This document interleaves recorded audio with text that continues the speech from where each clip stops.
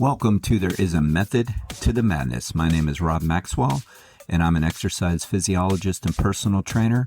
I am the owner of Maxwell's fitness programs, and I've been in business since 1994. The purpose of this podcast is to get to the real deal of what really works, and most importantly, why things work. Hence the name, There Is a Method to the Madness. Before I get to today's show, I want to thank Jonathan and Lynn Gilden of the Gilden Group at Realty Pros. They are committed to providing the highest level of customer service in home sales. Why don't you give them a shout and figure out what your home is worth? 386-451-2412. For those that want to know how to eat right to lose weight, this is the podcast for you. Now, you're going to have to pay attention because I'm going to repeat some rules that I have repeated in the past on this podcast and for the last 31 years.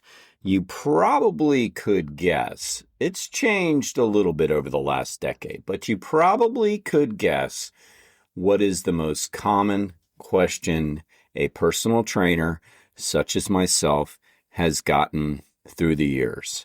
That is right. The question is, how do I lose weight? And what's so funny and sort of ironic is that's not what a lot of us personal trainers really focus on. The reason is because almost all of weight loss is about how you eat.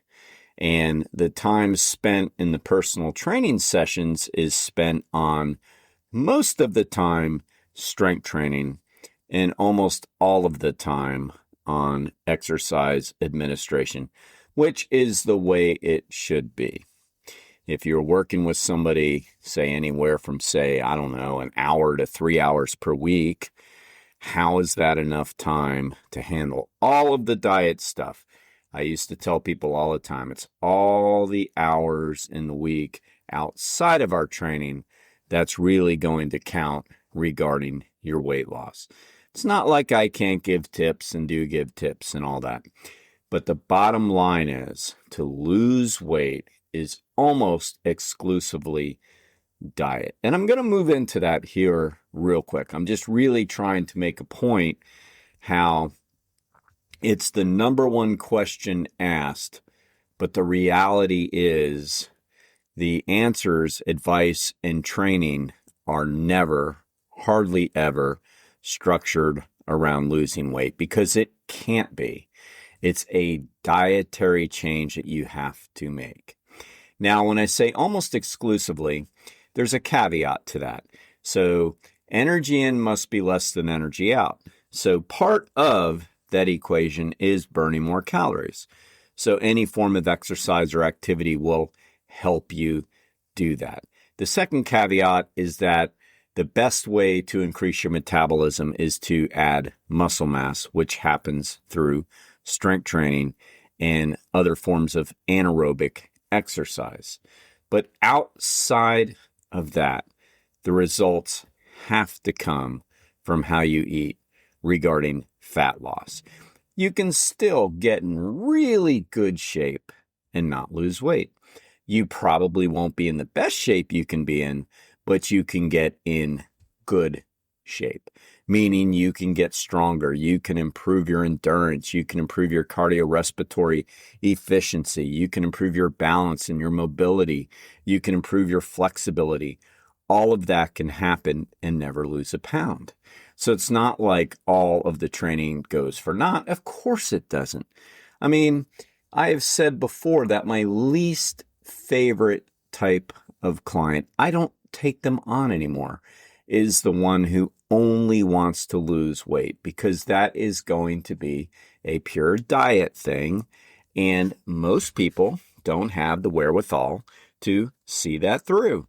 Hate to be cynical, but it's true. I have not seen that through the years. We see a lot of up and down. It's very frustrating as a trainer. So I am going to give you my rules again. The book I wrote, my second book, is called You can't outrun a poor diet. This is how I handle the majority of my weight loss clients now.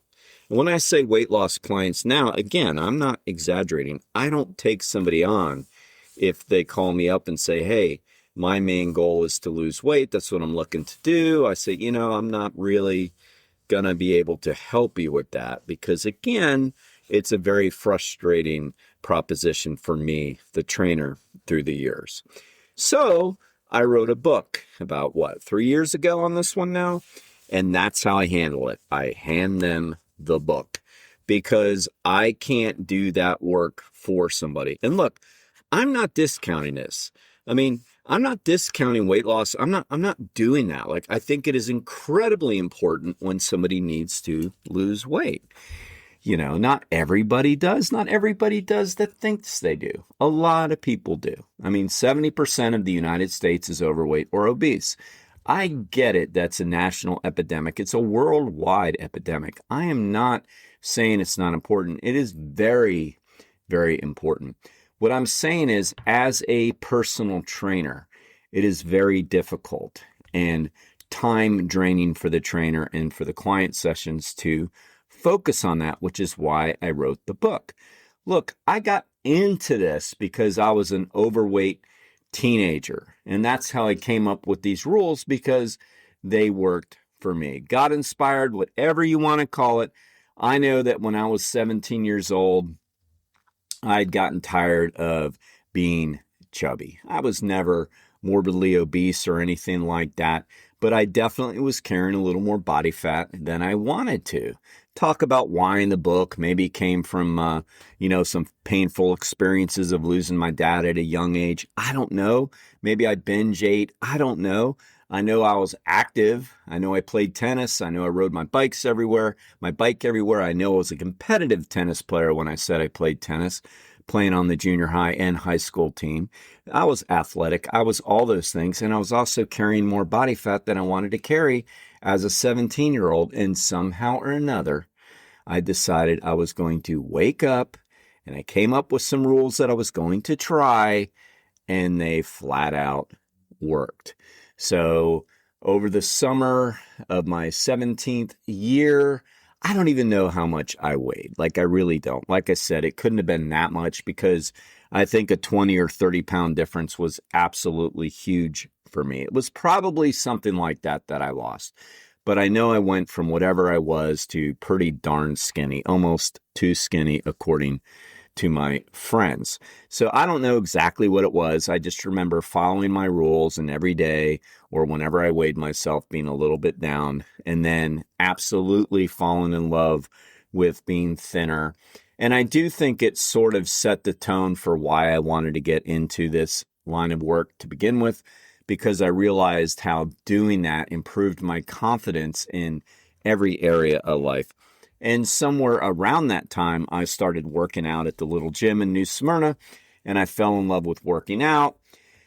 Then I fell in love with the sports medicine side of things and really wanted to get into that side of things. And that's how it all began. And so now, with this all together, again, I still believe that weight loss and health is very, very important. I just believe that most of that has to occur in your own home, making right choices. So I still think I'm passionate about that. But this segue into the sports medicine thing, I've always stayed passionate in, and I love those type of clients. Okay, so that was my little introduction into all of this and why I wrote the book that you can't outrun a poor diet, because you can't. All right. And so obviously the premise of the book, it was funny the other day, a client of mine who I've had for many years now, I don't think he needs to lose a lot of weight. It's something that doesn't come up with he and I very much, but he was curious how to maybe show some more definition where his abdominals showed. And he was starting to, ask me some nutrition questions. And I did what I typically do, which was I then segued it into the book. And it's funny, he looked at the cover and he goes, "Stay with us. We'll be right back."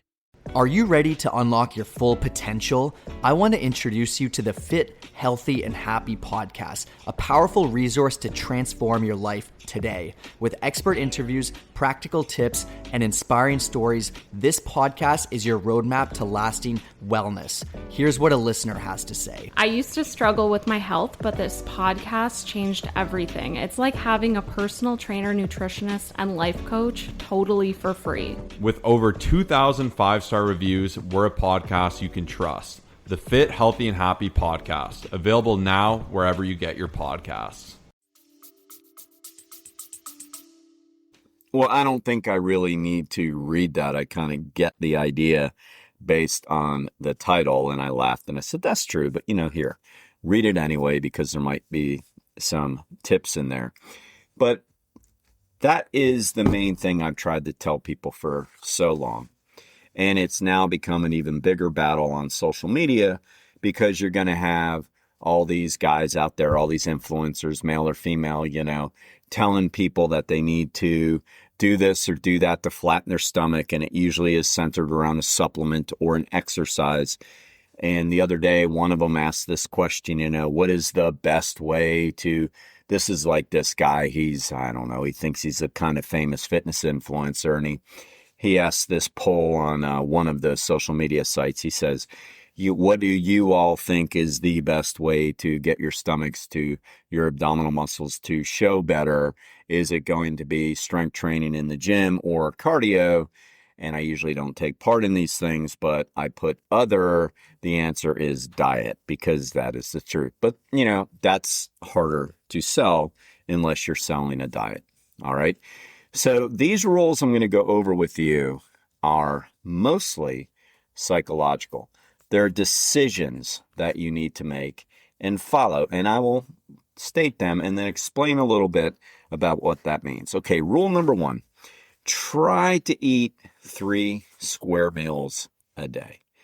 Now, that might surprise you. We're coming back around to this, but for a while there, all the influencers were telling you to eat small, frequent meals throughout the day and get away from that 3 meal a day methodology.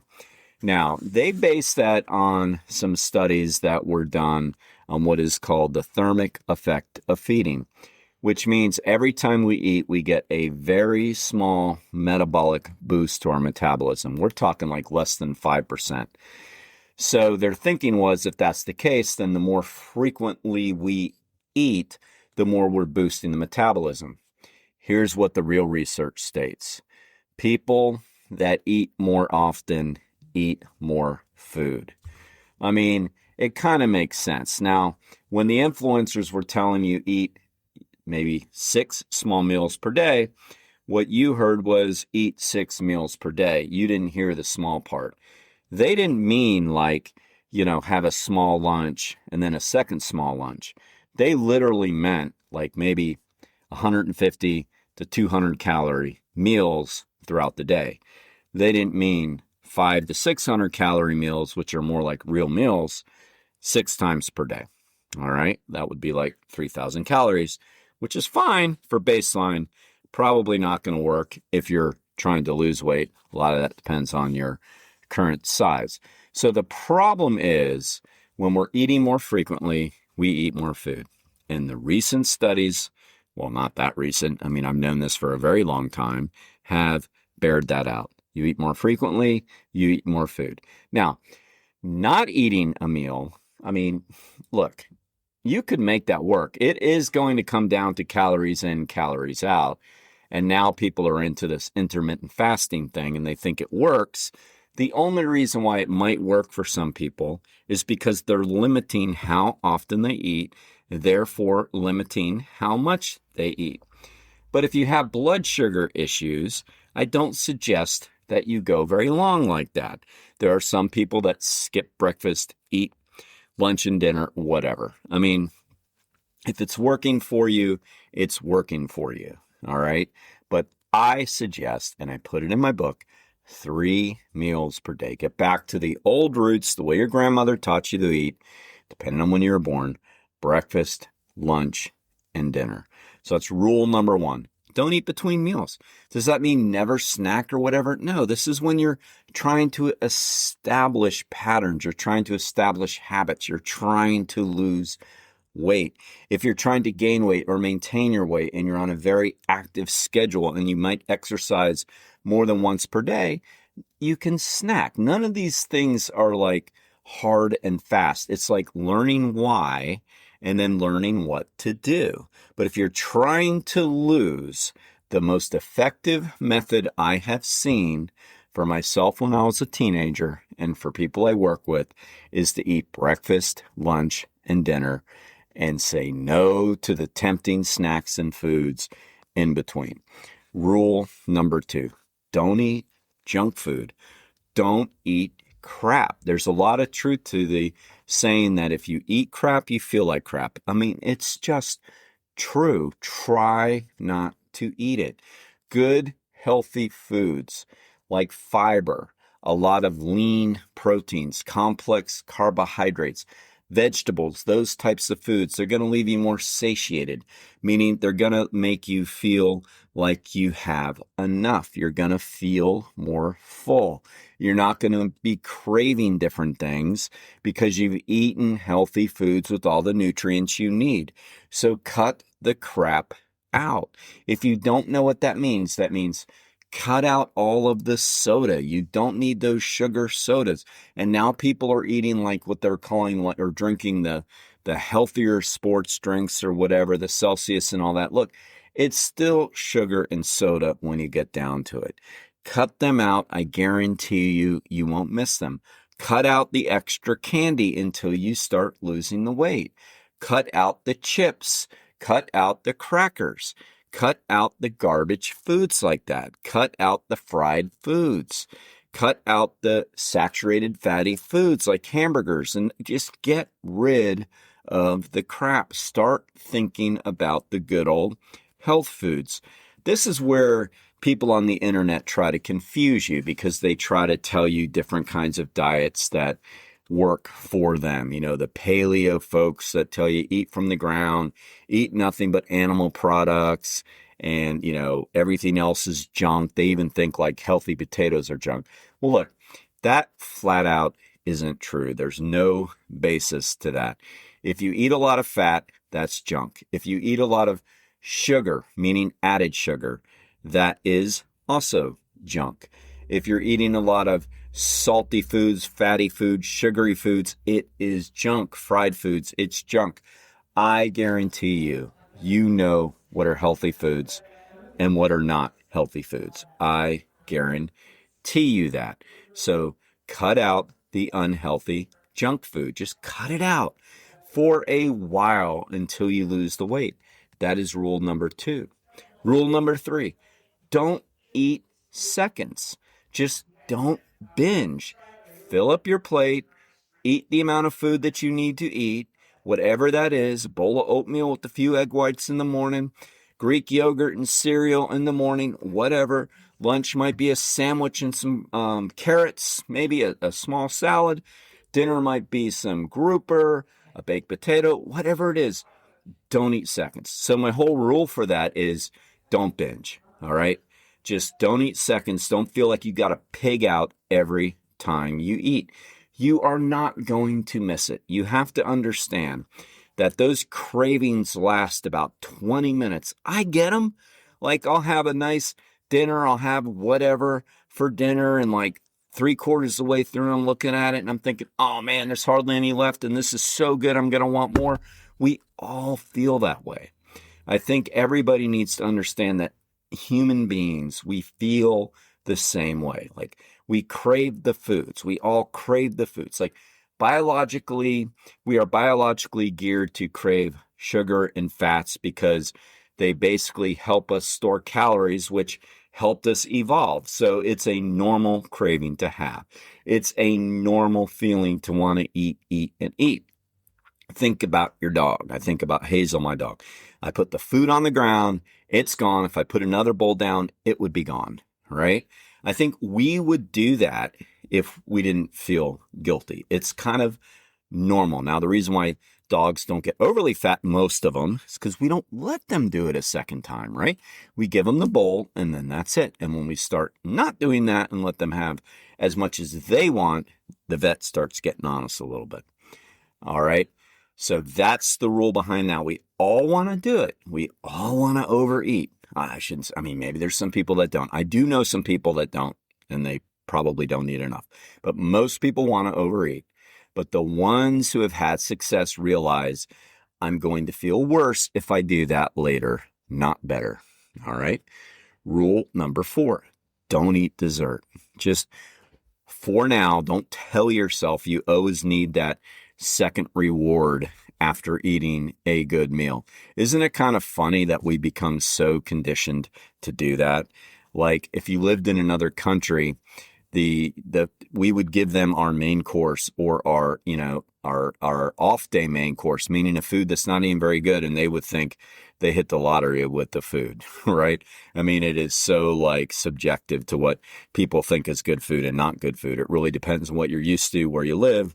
But anyway, the point is that we eat something so tasty and then we think we need something tasty. It's like, it's totally a habit. It totally is fine if you don't have a problem. But if you're trying to lose weight, one of the rules of the 6 is simply don't eat dessert. Delay the gratification. Tell yourself you will have that ice cream cone in a month or so once everything becomes stabilized and you can control it. For now, you're just going to say no. All right. Number 5, I kind of already covered, but it's a biggie. Don't drink your calories. I mean, when people are trying to gain weight, when people have a medical condition and they lose weight, what's the first thing they do? They drink the calories because it's the easiest way to get in a lot of calories, right? It's the easiest way to get it down. So if you got to gain weight, if that's your gig, by all means. But when you're trying to lose weight, don't drink the calories. Don't put the added creamers in your coffee. For God's sakes, don't drink the frappuccinos and those things. They're loaded with calories. Loaded. Like a frappuccino has 500 to 600 calories. Don't drink the calories. Don't drink the soda. Don't drink all those sweet coffees. Like for now, tell yourself, I'm not going to drink my calories. What do you drink? Drink water. I mean, that's the best thing you can be doing. Drink water. Delay the gratification. If you need some electrolyte because you exercise a lot outdoors, okay. But you don't need the sodas. You don't need all the creamers in the coffee. You don't need the sweet coffee drinks. Don't drink the calories, all right? Finally, rule number 6, eat a balanced diet. I can promise you, as an exercise physiologist with a master's degree, as a licensed sport nutritionist, as a strength and conditioning coach, I've seen all of the nutritional research. The stuff people out there try to sell you is total BS, all right? The different diet systems, whether you go paleo, eat meat only, eat from the ground, or go the total opposite direction, none of it is true, okay? We human beings are omnivores, meaning that we can consume both animal and plant product. We can digest and thrive on both. You can choose whether or not you want to eat more animal products or not. That's fine. That's totally a different story. But the point is there's not a best way for a human to eat other than eating balanced, getting all the nutrients needed, and getting everything that's required as far as the macronutrients go as well. So we need to eat a balanced diet. And a balanced diet means that you're getting all of the macronutrients in the right order. We should be consuming between 40 and 60% of our diet from complex carbohydrates. We should be consuming anywhere from 10 to 20% of our diet in protein, and we should be consuming anywhere from 20 to 35% of our diet in fat. We need to eat a balanced diet. The majority of our diet needs to be complex carbohydrates. That's the primary energy source. And as I already stated, with not eating junk, it should be high fiber carbohydrates, foods like rices and potatoes and legumes and whole grains and vegetables and fruits. And for the protein sources, it should be very lean protein sources. It could be plant-based like soy products or pea products. It could be skim milk products like Greek yogurt and cottage cheese. It could be lean chicken and lean fish. That's all fine. The fat should be predominantly coming from mono or polyunsaturated fats, such as fats from nuts and vegetable oils.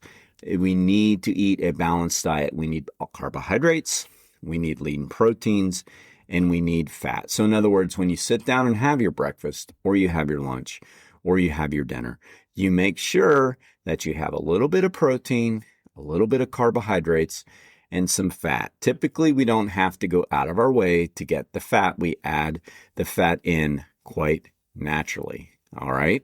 So these are the big rules that we must follow if we want to be successful. As you notice, it's all about making the right choices. And the biggest piece of advice I can give you is to delay the gratification.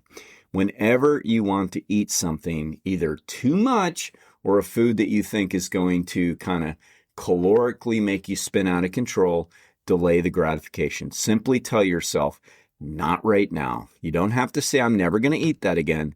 Just say, I'm going to wait on this one. It will work great. All right. So this is how we eat to lose weight and maintain a healthy weight.